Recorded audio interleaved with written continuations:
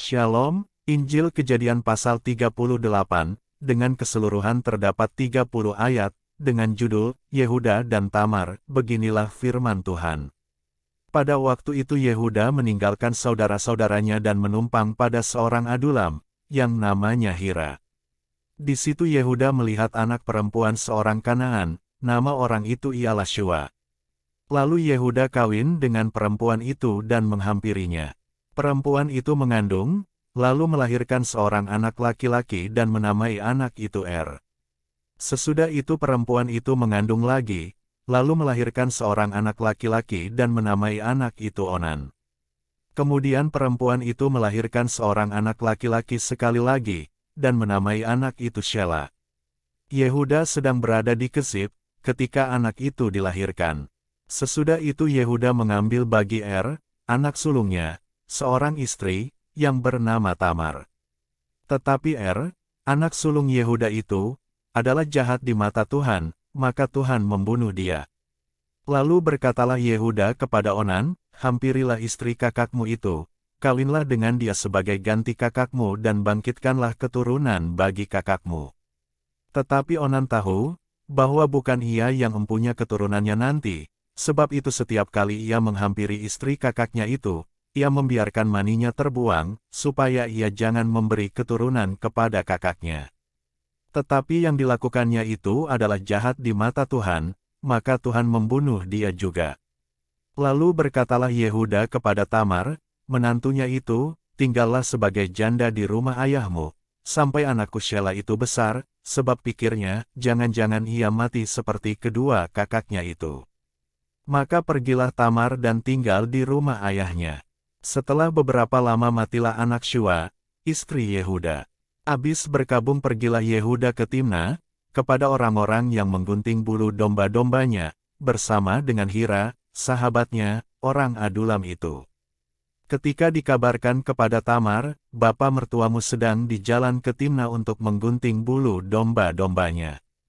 Maka ditanggalkannyalah pakaian kejandaannya, ia bertelekung dan berselubung, lalu pergi duduk di pintu masuk ke Enaim yang di jalan ke Timna, karena dilihatnya, bahwa Shela telah menjadi besar, dan dia tidak diberikan juga kepada Shela itu untuk menjadi istrinya. Ketika Yehuda melihat dia, disangkanyalah dia seorang perempuan sundal, karena ia menutupi mukanya. Lalu berpalinglah Yehuda mendapatkan perempuan yang di pinggir jalan itu serta berkata, marilah, aku mau menghampiri engkau, sebab ia tidak tahu, bahwa perempuan itu menantunya. Tanya perempuan itu, apakah yang akan kau berikan kepadaku, jika engkau menghampiri aku? Jawabnya, aku akan mengirimkan kepadamu seekor anak kambing dari kambing dombaku.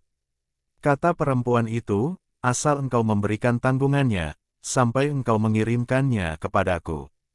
Tanyanya, apakah tanggungan yang harus kuberikan kepadamu? Jawab perempuan itu, kep meteraimu serta kalungmu dan tongkat yang ada di tanganmu itu. Lalu diberikannya semuanya itu kepadanya, maka ia menghampirinya. Perempuan itu mengandung daripadanya.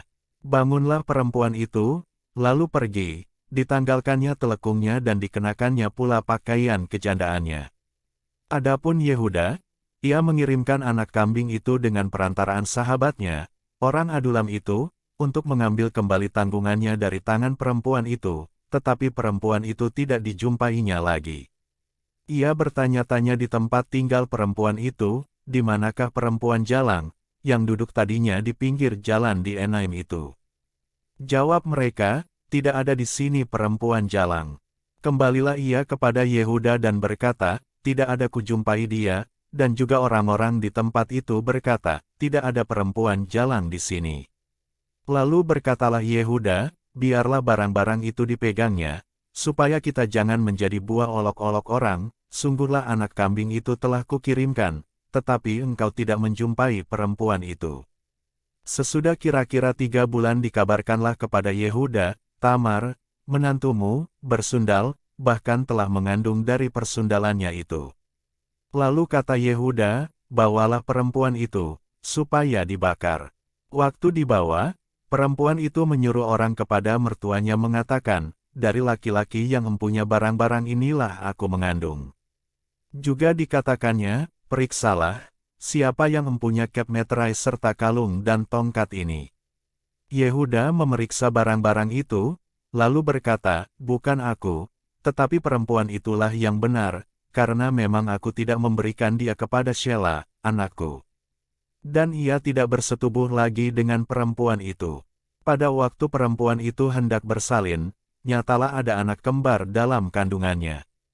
Dan ketika ia bersalin, seorang dari anak itu mengeluarkan tangannya, lalu dipegang oleh bidan, diikatnya dengan benang kirmizi serta berkata, inilah yang lebih dahulu keluar.